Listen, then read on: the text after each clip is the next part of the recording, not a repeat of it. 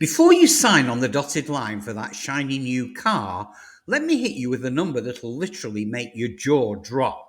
Well, that $63,000 truck you've been eyeing, well, after 6 years, it doesn't cost you $63,000. It costs you well over $120,000. So let that sink in, because this is the part that nobody tells you. It's not just the sticker price, it's the financing, the gas, the insurance, the maintenance, the registration, even the depreciation that eats away at your wealth. And here's the scary part. Right now, the average car payment in America is over $700 a month. If you factor in everything else, and most drivers are dropping well over $1,000 every month just to get from A to B. The wrong decision on buying or leasing doesn't just cost you today, it can wreck your finances for years to come.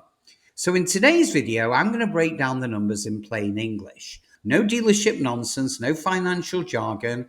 I'll show you what buying versus leasing really costs and why rich people approach this completely differently than most of us. Plus, I'll give you a checklist that you can use before you even set foot in a dealership. And trust me, you'll want to stick with me until the end, because once you see the full breakdown, I promise you'll never look at cars the same way again. So, most people today buy a car the same way that their parents or their grandparents did.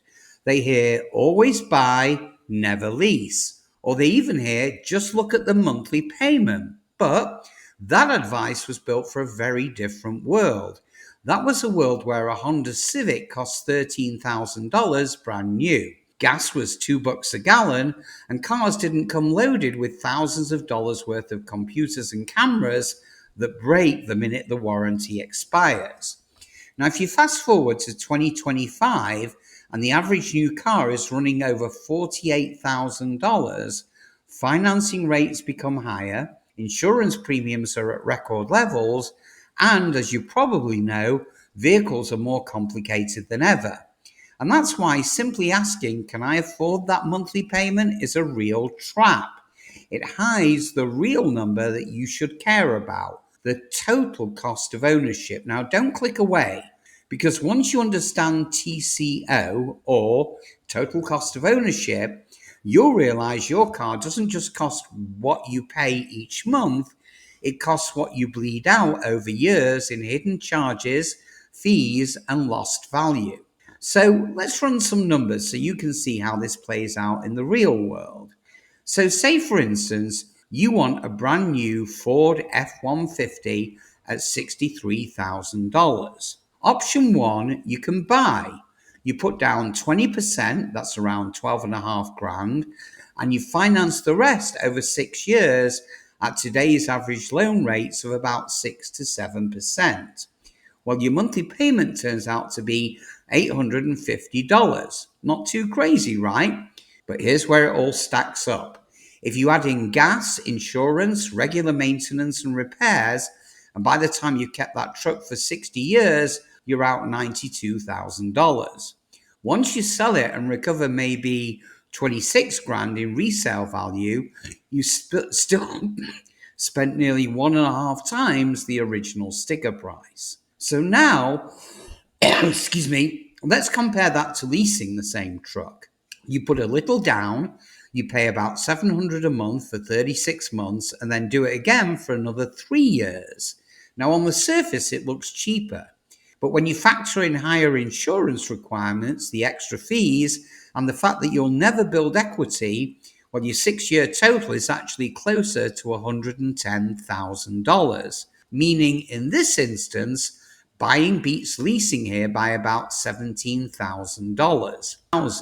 If you buy it, even with Rivian's subsidized 2.99 APR, you're still looking at $118,000 that you spend over 6 years.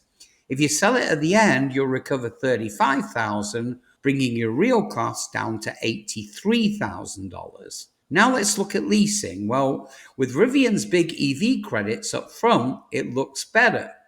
So for the first lease cycle, your payments are lower. Your warranty covers repairs and you avoid some of the big risks of battery degradation. If you add in second 3-year lease without those credits, and your 6-year total still comes in at around $111,000. So in this case, the numbers are close. If you sell after 6 years, buying wins. If you hold on past warranty, well, leasing can actually save you money. See why it's not a one-size-fits-all answer? Now, these are the decisions that can cost or save you tens of thousands of dollars. So, just before we take a deeper dive, it's imperative you hit that like button and subscribe so that you get notified that the minute we produce another game-changing video that protects your finances. I promise you'll appreciate it, so buckle up and let's plunge it a bit deeper. So now let's zoom out.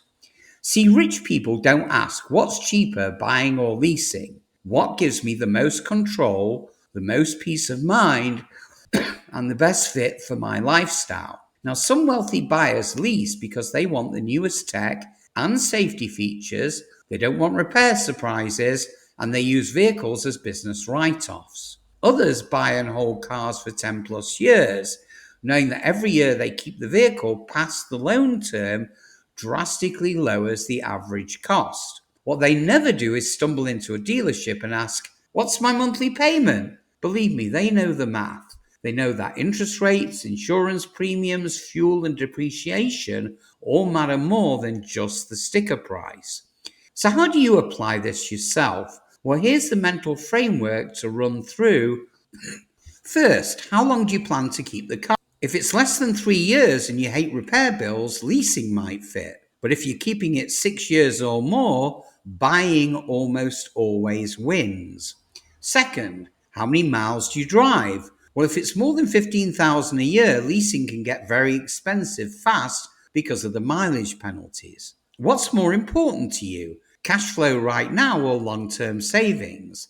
See, leasing preserves cash today, but costs more over time. Buying costs more up front, but rewards patience. What's your true total cost of ownership? Not the payment the dealer flashes on a screen. Double it when you add insurance, fuel, maintenance, and fees. So if that number pushes your budget over the edge, well, you can't afford it. Are you making this choice for status? New car smell, well, it's really, really great. But paying off a well-chosen vehicle and driving it for a decade feels even better when you see how much money you've kept in your pockets. So before you buy or lease anything, remember this. Cars aren't just transportation. They're one of the biggest financial decisions most of us will ever make. If you get it wrong, you'll bleed out thousands of dollars without even realizing it. Get it right, and you'll free up money for investments, travel, or whatever matters most in your life. Now, I want to hear from you. Would you rather lease a new car every few years or buy one and drive it into the ground? Drop your answers in the comments below. I'm curious where you stand. And if this breakdown helped you, hit that like button, subscribe, and check out my other video on 20 cars that are worthless today. Don't buy them. Trust me, that one will save you even more money before you even step foot in a dealership. So in the meantime, have a wonderful day, my friends, and I'll see you guys on the next one.